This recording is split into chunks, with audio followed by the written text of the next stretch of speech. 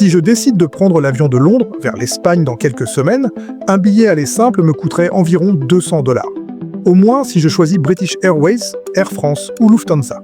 Avec Ryanair, le même vol ne coûterait qu'un tiers de ce prix. Malgré ces prix minimaux, Ryanair parvient à faire quelque chose que les autres transporteurs ne peuvent pas: générer des marges bénéficiaires élevées. Comment est-ce possible ? Différentes compagnies aériennes offrent pratiquement le même service, mais Ryanair facture beaucoup moins et finit quand même par être l'entreprise beaucoup plus rentable. La réponse se cache dans les chiffres d'affaires de Ryanair. Et je dois dire que pour un rapport financier, Ryanair a rendu le leur plutôt agréable. C'est presque comme lire une bande dessinée. Nous allons examiner toute la situation à travers le prisme d'un seul voyageur et calculer chaque chiffre en fonction de son expérience de vol avec Ryanair. Et nous allons commencer par les coûts, parce que l'une des meilleures règles commerciales est « le profit se fait quand on achète, pas quand on vend ». Cette règle s'applique particulièrement à Ryanair. Les compagnies aériennes sont des entreprises avec des dépenses massives. Les compagnies aériennes peuvent ajuster leur prix de billets autant qu'elles le souhaitent, mais si elles n'ont pas leurs coûts sous contrôle, ça n'aidera pas beaucoup. Prenons notre voyageur typique. Appelons-le Shaba, qui part seul en vacances et entre dans l'aéroport.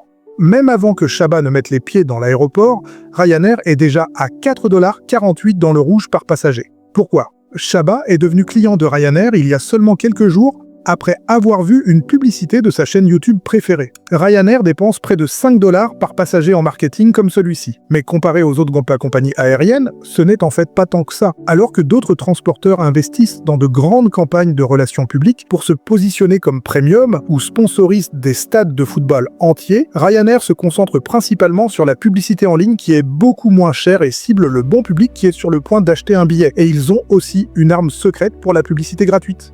Michael O'Leary, le PDG de Ryanair.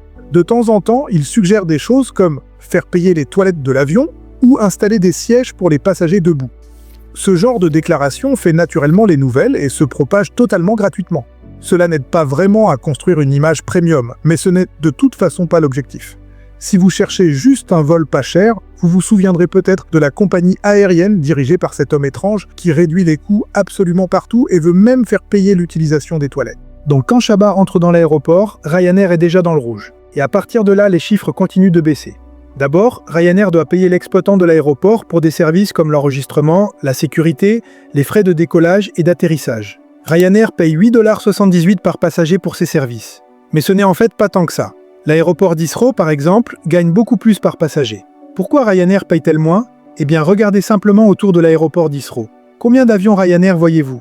Presque aucun. Sauf en cas d'urgence, Ryanair évite les aéroports majeurs et coûteux. C'est pourquoi Shaba ne part pas d'Heathrow. Il est à l'aéroport de Stansted. Ryanair a un quasi-monopole ici, ce qui leur donne un énorme pouvoir de négociation pour maintenir les coûts bas. Sans Ryanair, l'aéroport serait presque sans importance. Les petits aéroports régionaux sont également moins agités et donc moins sujets au retard. C'est aussi très important pour une compagnie aérienne comme Ryanair parce que chaque seconde perdue au sol pourrait être passée à voler et à gagner de l'argent. Ce qui est un peu plus discutable, c'est comment l'aéroport de Stansted est réellement commercialisé. Parce qu'il est principalement appelé Aéroport Londres Stansted, bien qu'il ne soit en fait pas si proche du centre de Londres. Il est situé dans l'Essex, à environ 50 km au nord-est de Londres. Malgré la distance, Ryanair le présente fortement comme un aéroport de Londres. Mais la stratégie derrière cela est claire. Plutôt que de rivaliser dans des aéroports coûteux et congestionnés, Ryanair choisit des alternatives moins chères. Londres Stansted au lieu d'Heathrow, Francfort-Hahn au lieu de Francfort en Allemagne, ou Paris-Beauvais au lieu de Charles de Gaulle. Vous pourriez penser qu'il est plus difficile d'organiser des vols de correspondance depuis ces petits aéroports, et vous auriez absolument raison. Mais Ryanair ne fait pas de vols de correspondance de toute façon. Parce que si c'était le cas, il devrait payer l'aéroport pour décharger vos bagages, les déplacer et les recharger dans le prochain avion. Ces coûts ne correspondent tout simplement pas à leur philosophie low cost. Continuons à suivre Shaba dans l'aéroport. À l'enregistrement et à la sécurité, il n'interagit qu'avec le personnel de l'aéroport. À la porte d'embarquement, il rencontre enfin un employé de Ryanair. Du moins, c'est ce qu'il suppose. Tous ceux qui ressemblent à du personnel Ryanair ne travaillant pas réellement pour eux. Même les pilotes, parfois non. La plupart de l'équipage est employé par des agences d'intérim irlandaises. Cette configuration offre à Ryanair plusieurs avantages, surtout financiers. Ils achètent juste un service au lieu de payer un salaire, donc ils peuvent payer moins tout en restant flexibles. La demande a baissé ? Réduisez simplement le nombre d'employés et laissez l'agence d'intérim décider quoi faire avec eux. Ça semble injuste, mais au final, c'est le prix d'un billet bon marché. De plus, Ryanair utilise son personnel comme agent polyvalent. Embarquement, service à bord, nettoyage, c'est la même équipe qui fait tout, ce qui maintient les couches basses également. Les pilotes étaient autrefois un cas encore plus étrange. Certains étaient indépendants. Honnêtement, je ne pensais pas que les pilotes freelance existaient. Je veux dire, au final, vous avez besoin d'outils assez coûteux pour faire votre travail. Mais Ryanair a quand même trouvé un moyen de le faire. Les pilotes créaient simplement leurs propres entreprises et vendaient leurs services à Ryanair. Ils seraient responsables des impôts et de l'assurance sociale, mais ils pourraient gagner encore plus que les pilotes réguliers s'ils travaillaient simplement plus. Avec toutes ces tactiques, Ryanair parvient à maintenir les coûts de personnel à seulement 8,87 $ par passager. Après que Chaba ait montré sa carte d'embarquement au personnel qui n'est pas vraiment de Ryanair, il entre dans l'avion, un Boeing 737. Et non, ce n'est pas juste un exemple aléatoire. Si vous volez avec Ryanair, vous volez toujours dans un 737, sauf de très rares exceptions. C'est une autre astuce. Il y a de nombreux avantages à exploiter un seul modèle d'avion. Cela commence lors de l'achat des avions. Ryanair est le plus grand exploitant de 737 en Europe et le deuxième au niveau mondial. Donc encore une fois, énorme pouvoir de négociation. Cette fois avec Boeing. Si vous commandez 150 avions identiques dans une commande groupée, vous obtiendrez une généreuse réduction. Ryanair a aussi un talent pour acheter toujours au moment parfait. Et c'est pendant les crises. Après le 11 septembre, l'industrie aérienne a connu un creux. Les compagnies aériennes ont annulé des commandes d'avions. Donc Boeing était aussi en difficulté. Ryanair est intervenu et a commandé 100 737 avec des options pour 50 avions supplémentaires. Également pendant le Covid, ils ont acheté 200 plus des jets 737 MAX. Et quand Boeing a fait les gros titres pour exactement ce 737 MAX, Ryanair a doublé la mise et signé un accord pour jusqu'à 300 avions supplémentaires.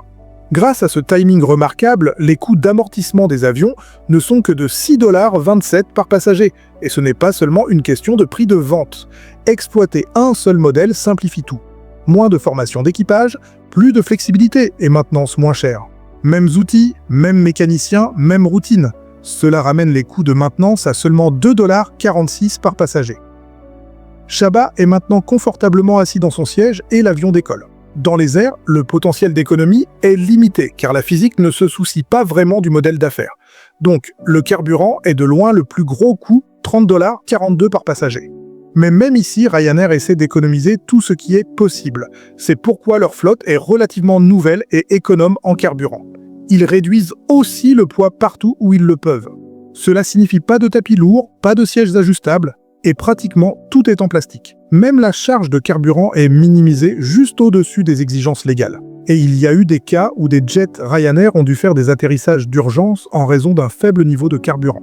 Une autre chose qu'ils ne peuvent pas non plus modifier, ce sont les frais de survol. Ceux-ci s'élèvent à 6,70 $ par passager, ce qui porte le coût de Ryanair pour Chaba à un total de 67,35 $.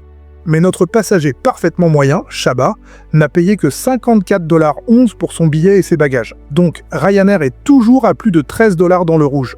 Heureusement, Ryanair ne compte pas uniquement sur les ventes de billets. Dans leur rapport financier, Ryanair distingue deux sources de revenus. Les revenus programmés, donc les billets et les bagages, et les revenus annexes, qui sont essentiellement tout le reste. Et Ryanair a vraiment maîtrisé cet aspect. Tous ceux qui ont déjà volé avec Ryanair savent que tout coûte un supplément, sauf les toilettes, du moins pour l'instant. Ces revenus supplémentaires représentent jusqu'à 32% du revenu total. Pour les autres compagnies aériennes, ce n'est que 14% en moyenne. Et j'adorerais vous dire exactement d'où vient cet argent. Bagages surdimensionnés, collations, cartes à gratter, mais je ne peux pas, malheureusement. Nulle part dans le rapport annuel de 244 pages, il n'y a de chiffres à ce sujet. Mais c'est logique parce que cela révélerait trop sur le modèle d'affaires de Ryanair. Au lieu de cela, regardons ce que Chaba pourrait dépenser lors de son vol s'il faisait toutes les erreurs possibles. Donc retournons dans le temps au moment où il a réservé son vol. Ça commence par un siège. Si Chaba veut un siège côté fenêtre, c'est 10 $. C'est juste. Mais ensuite, il a mal orthographié son nom. Shiba au lieu de Chaba. Corriger cette erreur pourrait lui coûter potentiellement jusqu'à 115 $. Toujours sur le site web de Ryanair, il voit une bonne affaire pour une voiture de location et la réserve. Par cela, Ryanair gagne 15 $ de commission. À l'aéroport, il se rend compte qu'il ne s'est pas enregistré en ligne parce qu'il est paresseux et ne l'a jamais fait auparavant. Ryanair punit ce comportement avec des frais de 55 $. Ensuite, sa valise pèse 2 kg de trop. Ça fait 26 $ d'amende de plus.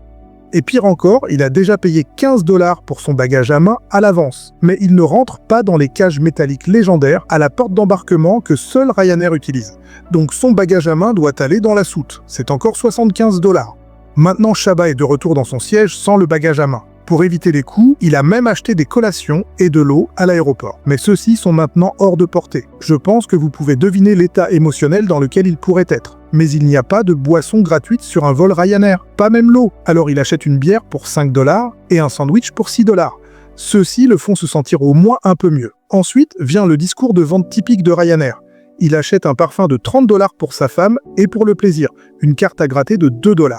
Il gagne ensuite le grand prix d'1 million de $, appelle tous ses proches après l'atterrissage, et personne ne découvrira jamais qu'il a dépensé 354 $ en frais supplémentaires juste pour un vol.